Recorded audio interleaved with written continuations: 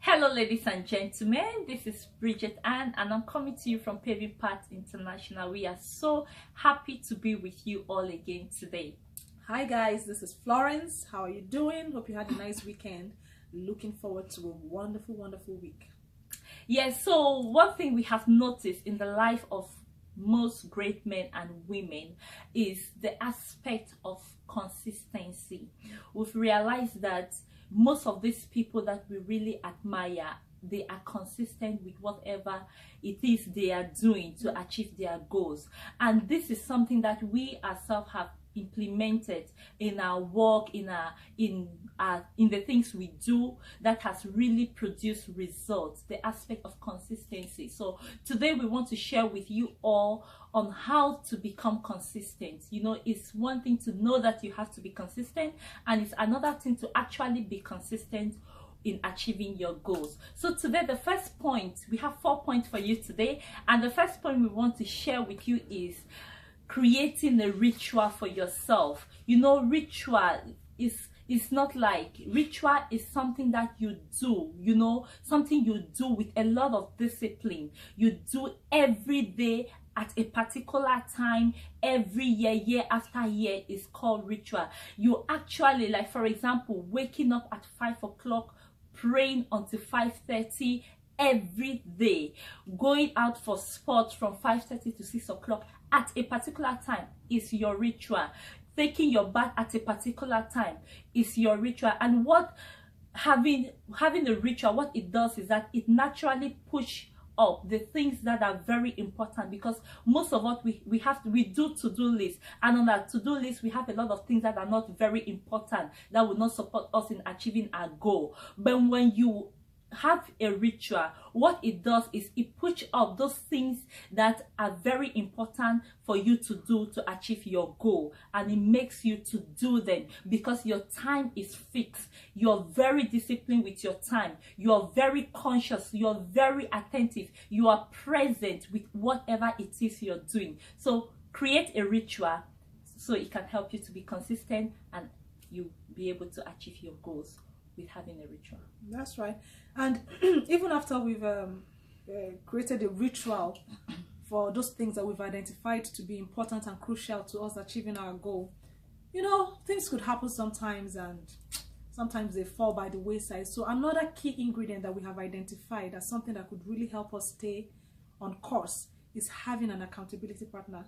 For us as individuals, this has really helped us. As a matter of fact, that's how we started our business. You know, we contacted each other and asked if we could be accountability partner for each other. At what time we didn't even have the plan for business in mind. You know, we just wanted to grow, and we needed somebody to be there. I needed somebody to be there for me, you know, while I was going through my personal development and just trying to add value to my life. She needed the same thing, and we came together as a force, and from there we birthed this idea, you know, about our business and about our non-profit and all of that. So an accountability partner is something you don't want to do without. And I assure you, there are so many people, you know, so many times we waste time with friends chatting away things that are not relevant, that are not important. How about you and your friend team up, you know, towards a particular goal and say, okay, this is what I want to achieve for my life, this is how I would need you to support me, and how would you need me to support you? And then you create something together and decide to support one another, so that if I'm falling by the wayside, you can pull me up, and if you are falling, I can pull you up. In that way, we double, you know, the probability of you being able to stay the course and eventually reaching your goal. Yes, and also another key point in helping you to be consistent is the aspect of evaluating your process. You have to evaluate your process at the end of each day, each week, each month. Take time out to evaluate how your day have been. What were the things you were able to achieve? What were the things that went wrong? How was it? How can you manage yourself the next day? Evaluating your day helps you to keep focused, to be attentive, to be present also. So when you evaluate your day, you also set goal for the next day. When you have a goal for the next day, you don't need an alarm clock to wake you up. The excitement, you know, the passion wakes you up early in the morning. So we'll advise or we'll encourage you to evaluate your day and set goals for the next day before you go to bed. That's right. But another pithole or pitfall that we find also with that comes sometimes with evaluation is that we tend to have this backlash, where we start blaming ourselves or feeling so guilty that, oh my goodness, I wasn't able to achieve everything I set out to achieve today, or I didn't do as well as I was supposed to do, and then we feel discouraged. So that rather than encouraging ourselves and, just like Bridget has said, setting a new goal and say, okay, tomorrow I'm going to attack this with new fervor, I'm going to do better, I'm going to manage my time better, I'm going to do this better, we tend to kind of feel like, oh goodness, I'm not sure I'm making any progress, I'm not sure anything is really working as I want it to. And in that case, that's why we're bringing in the fourth tip, which is managing our expectations.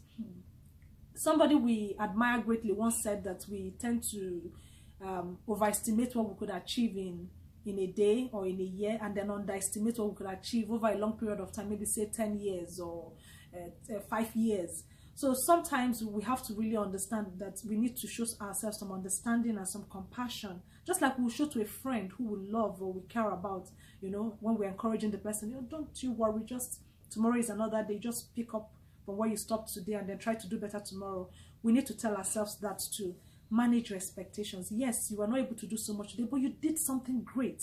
You made progress. You started something.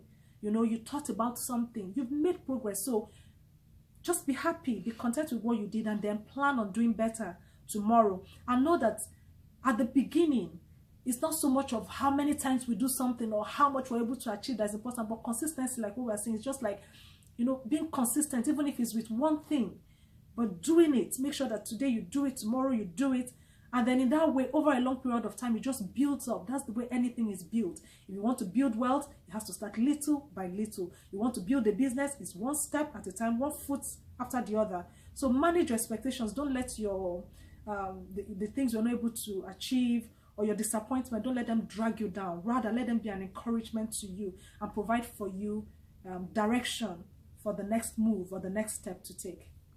Yes, so that is it for today, and until then, find a way to be consistent, and we'll see you next time.